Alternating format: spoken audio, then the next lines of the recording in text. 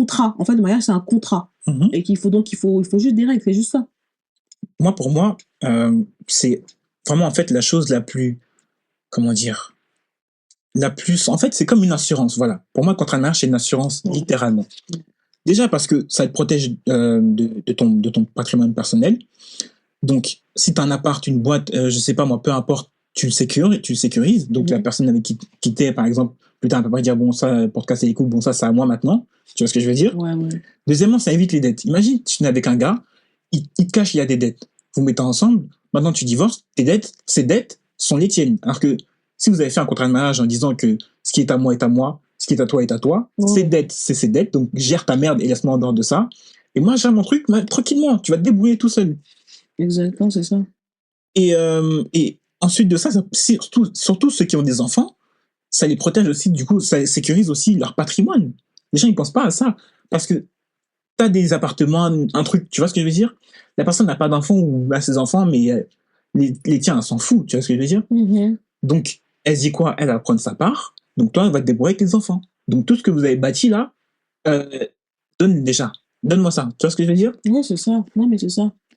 C'est vraiment ça, en fait. En fait, le contrat de mariage, c'est quoi? C'est comme une protection. C'est ça, exactement. En fait, c'est une protection que tu as pour te dire qu'en cas de séparation, moi, je pense que, après, tout à l'heure, tu as parlé de 3 contrats différents. Moi, je pense que le plus intéressant, ça serait comme celui, séparation des biens. Voilà, celui où, qui spécifie que ce que j'avais avant, ça reste à moi. Ce qu'on acquiert pendant le mariage, bah, on fera 50-50 parce que voilà, on a bâti tous les deux. Mais que voilà, que t'as pas le droit d'avoir la main sur ce que j'avais avant. Oui, bah oui. Voilà, donc c'est tout. Moi, personnellement, pour un cas personnel, si jamais j'en viens à me marier, honnêtement, je suis une personne assez carrée, assez honnête, ok? Donc, je dis d'entrée à la personne, si je me marie, je fais un contrat de mariage. Même si j'ai un clou, le clou, il restera à moi. Bah ouais, tu vois ce que je veux dire? C'est parce que c'est à moi, déjà, pour commencer. C'est un truc que je suis allé chercher, j'ai trouvé. C'est ma propriété. Tu vois, dans le capitalisme, je suis capitaliste. Voilà.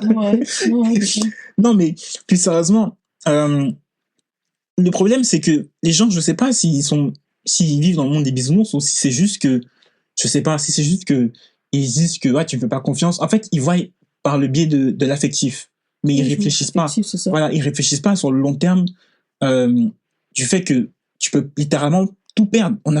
En fait, je vous en prends rien, mais il y a des gens qui sont SDF à cause d'un mariage. En fait, c'est ça, les gens. En fait, c'est ça, je suis d'accord avec toi. Dans le sens où les gens, en fait, ils pensent sur le moment. Oui. Ils réfléchissent pas à l'après, ou alors ils disent sur le moment, ça va très bien avec la personne, donc ils s'imaginent pas une séparation, ou ils s'imaginent pas, tu vois. Exactement. Donc c'est pour ça, en fait. Ou ils disent que bon, on va se débrouiller, moi je suis une personne honnête, on va gérer ça entre nous. Sauf qu'il y a combien de personnes honnêtes quand il y a l'argent? Il faut un contrat. En fait, moi, je pense, il faut juste que ce soit écrit noir sur blanc, chez un notaire, on a signé, et moi, ça va. Moi, ça me va. C'est juste ça, en fait. Pour moi, quelqu'un qui refuse un contrat de mariage, c'est quelqu'un qui est louche. Ah oui, tu trouves de mauvaises intentions. Tu penses? Parce que si j'ai plein d'oseille, je te jure, si je suis pété d'oseille, j'avais de l'argent avant de te connaître, je te dis quand on va signer un contrat, c'est pour me permettre je dirais pas ça comme ça, mais je dirais c'est dans notre bien, dans notre intérêt commun. Oui. Et si toi tu me dis, mais si toi tu me fais un contrat de mariage, si t'as pas confiance en moi, machin, ça n'a rien à voir avec toi. Ça a tout à voir avec moi, et avec les choses que j'avais, c'est pour ma paix d'esprit, en fait. Et si toi tu me dis non, c'est que toi, je te regarde en bizarre. C'est bizarre, oui, bien sûr. Je te regarde en bizarre. Genre, toi, t'as un plan dans la tête, quoi. Tu veux mon argent? Ouais, c'est ça. On entend souvent, effectivement, ces phrases qui disent que, si tu veux pas de contrat, c'est que tu m'aimes pas. Si tu veux un contrat, c'est que tu m'aimes pas. Ou bien t'as des choses à cacher. Ou bien on est pauvre, qu'est-ce que tu vas... Bon, c'est pas ce qu'il y a. Demain, tu gagnes le loto, demain. Je te le souhaite. Mardi, il y a combien? 60 quelque chose de millions? 13 millions. Voilà. Imagine, t'es marié. Là, t'es marié, tu les gagnes. Tu vas faire comment? C'est-à-dire maintenant, vous allez devoir partager ça, tous les deux. Bah maintenant, mais aussi, il y a des contrats que tu peux faire des contrats pendant le mariage. Oui, exactement. Tu peux faire ça aussi. À la limite, bien sûr, c'est vrai en plus, c'est vrai ça. Donc après, si je gagne le loto, si par exemple on la joue tous les deux, bah c'est 50-50. Bien sûr. Mais si j'ai joué toute seule, Si je suis gentil, je te donne quelque chose parce que je suis gentil, parce que je veux. Mais je suis pas obligée. Non, t'es pas obligé, là, tu vois. Du tout. Je suis pas obligée. Moi, honnêtement, comme j'ai dit, je suis pour le contrat de mariage parce que c'est une sécurité. On va les fâcher, hein. Fâchez-vous comme vous voulez, mais honnêtement, moi, je vous dis, surtout les hommes, les gars, faites des contrats de mariage, même si... Les hommes. Les femmes aussi, hein. Ouais, mais les célébrités, là, aux États-Unis, toutes les femmes aux États-Unis qui sont mariées avec des hommes qui avaient rien. Regarde comment aujourd'hui, elles terminent. Regarde Adèle. J'avoue, c'est vrai. Elle t'a payé combien? Ouais, la moitié de sa fortune. Putain, ça fait mal.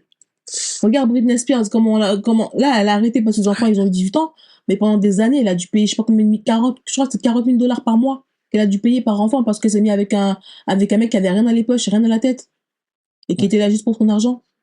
Ils ont 2 gosses. Donc, en fait, que ce soit homme ou femme, il faut être avec les bonnes personnes. Bon, les bonnes personnes, on sait pas. Non, tu te mets avec quelqu'un de ton niveau social. Ouais, en fait, c'est mieux. De ton niveau financier. Moi, je pense vraiment que mieux, en fait. c'est ça. Le secret, c'est ça. C'est ça que les ultra riches, ils se mélangent pas. Oui, ils font des contrats de mariage. Ils font des contrats. Même ils se mélangent pas. Et en plus, ils restent avec les gens de leur cercle. Et en plus, ils ont des contrats en béton. Oui. Ah non, la femme de Jeff Bezos. Après la moitié de son truc aussi, je crois. À qui? À Jeff Bezos, c'est c'est pas pareil. Elle était avec lui au début, dès le début. Ouais, c'est vrai en plus. Ils sont fait ensemble. Elle avait tous les droits. Oui. C'est pas comme si elle a connu, il était blindé comme sa nouvelle femme là. Elle a connu, il était déjà millionnaire. Mais il a dû faire un contrat, c'est sûr. Franchement, je sais pas. Hein. Bah, si, il est millionnaire, il est pas débile. Donc t'arrives pas à monter Amazon en ayant la tête vide. C'est impossible. Ouais. Ils ont dû faire un contrat, c'est sûr et certain. En parlant de divorce, moi j'ai quelques chiffres. 45% des mariages finissent en divorce. Si ce n'est même plus. Là, c'est, on va dire, oui. Et est-ce que tu as les paramètres? Moi, je te dis, j'ai vu le truc dont tu parles. Et la majorité du temps, les problèmes de divorce, c'est l'argent. Oui. Il y a deux trucs. Il y a l'argent et il y a je sais pas si j'ai le droit de le dire. Ah oui, je vois ce que tu veux dire. Le S, là. Ouais. La sexualité. La sexualité. Il y a l'argent et la sexualité. Je sais pas si j'ai le droit de le dire. Non plus, je sais pas. Donc, il y a l'argent et ça. Numéro 1, c'est l'argent. Quand il y a des problèmes d'argent dans un couple, c'est compliqué. Ça crée souvent des tensions et des tensions qui mènent au divorce. Numéro 1, est-ce que vous vous rendez compte? Parce que l'argent, c'est un facteur de stress intense. Le manque d'argent en particulier. Ça tue, c'est pour ça qu'il faut se mettre à une personne vraiment. C'est pour ça que les ultra riches ne se mélangent pas, ou les gens qui sont au milieu aisé, ils n'ont pas avec des ultra pauvres. Ouais. Après, moi, je te le dis.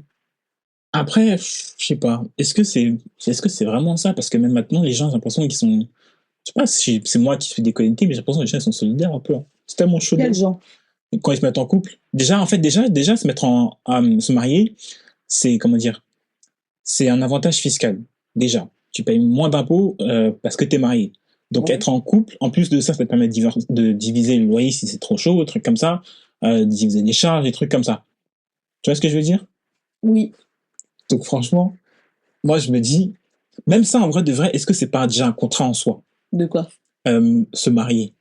Mais c'est un contrat de mariage. Non, mais pas dans le sens où, comment expliquer? C'est pas la question. Dans le sens où on est ensemble, c'est basé sur la confiance. Ouais. Tu vois ce que je veux dire? Ouais. Mais c'est un contrat il est friable, il est poreux parce que c'est basé sur la confiance, sauf que la confiance, elle a une date de péremption. Tu vois ce que je veux dire? Elle est pas infinie. Dans le sens où, si par exemple, demain tu te maries, tu t'es basé sur ce que tu connais de la personne, ce que tu as montré durant une phase de flirt, tout ça, jusqu'à maintenant. Donc si maintenant la personne, elle décide de te révéler sa vraie nature, une fois que tu gagnes de l'argent ou une fois que tu as un truc parce qu'elle visait un truc, tu n'en es pas rendu compte, bah c'est fini ce contrat-là. Tu vois, c'est un contrat que vous avez signé à l'oral. Bah, c'est un contrat moral. Alors que le contrat de mariage, c'est un contrat réel qui dit que ça c'est à moi, ça c'est à toi. Tu connais pas vraiment les gens. Les gens, ils te montrent ce qu'ils ont envie de te montrer. Ouais, c'est ça. Tu vois. Après, c'est pour ça que quand tu étudies les gens, c'est pour ça que tu te précipites. Enfin, quand je dis te précipiter, moi je me dis 1 an max pour se marier. Ça, je prends pas 1 an, c'est bon. 1 an, pour moi, c'est raisonnable. Après, si quelqu'un te montre un visage... moi, je me dis toujours, les red flags sont toujours là. Hein. À moins que tu travailles avec un psychopathe ou avec une psychopathe, il y a toujours des red flags. Mais souvent, les gens, ils ignorent les red flags. Par exemple, si t'es avec un mec, pour les filles, t'es avec un mec, le mec, il est agressif par la parole. Et toi, tu ignores ça, tu dis, ah non, il est juste un peu colérique et tout, il est impulsif, ah, il a le sang chaud. Ouais. Le mec, tu dis quelque chose, il est pas content, il donne un